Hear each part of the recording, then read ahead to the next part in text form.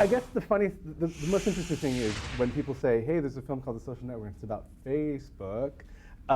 It's not really the case. If maybe you can kind of like tell us what is the social network? Yeah, I mean, this story uses Facebook kind of as the foreground for this really interesting human drama that occurred behind the scenes. It's really about the kind of creation of Facebook at my character's Harvard dorm room when he was 19, Mark Zuckerberg's dorm room, and then and the way that as the website took off, it kind of broke this friendship apart.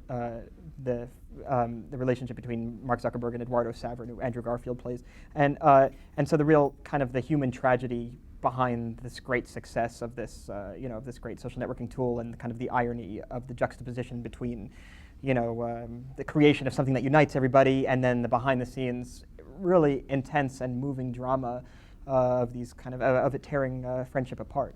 To actually do the acting of the words of Aaron Sorkin, and so I'm wondering, like, what is it like to kind of be able to kind of channel his genius, I guess.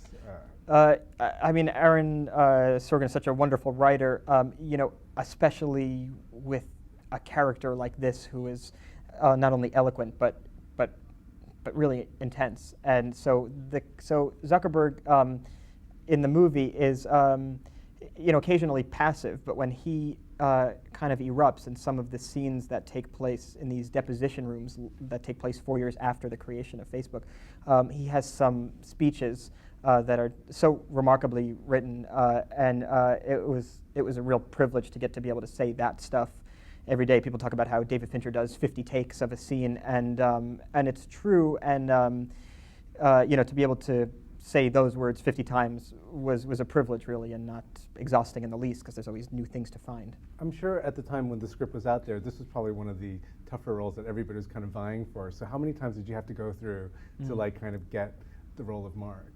I made a brief tape of myself, because I live in New York and they were casting in California. So I made a tape and I mailed it in, and then I got a call the next day to come out to meet David Fincher, and then it was just a brief meeting. It was a very comfortable process. You indicated it.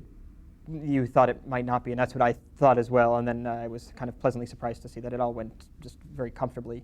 For a movie that I imagine was highly sought after.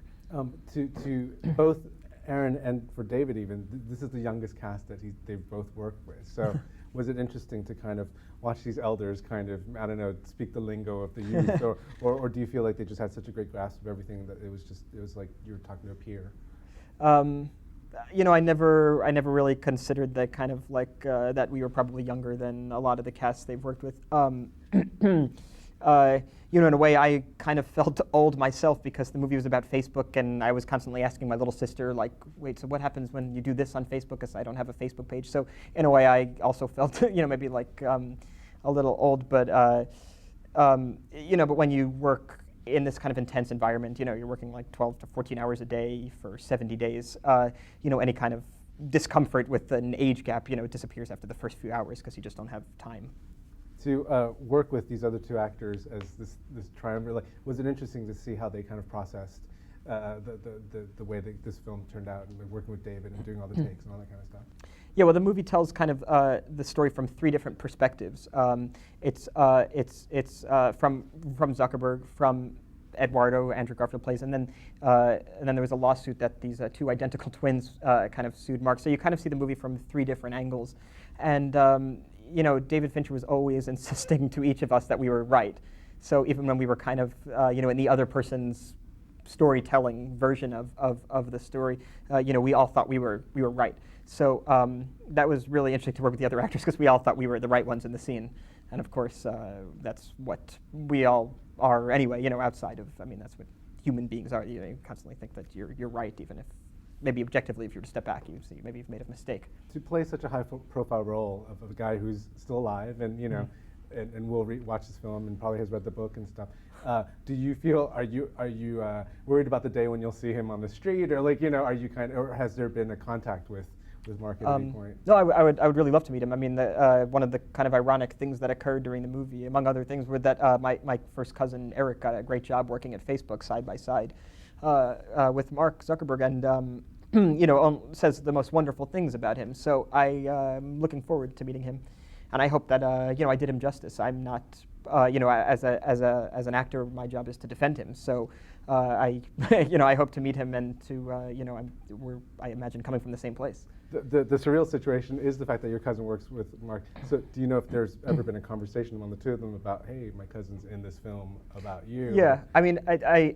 think first and foremost they're discussing Facebook because they're the biggest jobs in the world right now. But the first thing I think Mark Zuckerberg said to my cousin was, "You're the guy whose his cousin's playing me in the movie, right?" And he said, "Yeah, is that okay?" And he's like, "Yeah, it's great." So I mean, Mark Zuckerberg has, I'm sure, bigger problems than than us, and I really hope to meet him and discuss it one day. To be, it seems well, actually, I've been following your career, and it seems like this past couple of years has been a really interesting ride for you. And I'm just wondering, like, are you at this place in your career where you're kind of being able to choose the roles that you want, or are you still finding yourself fighting for it?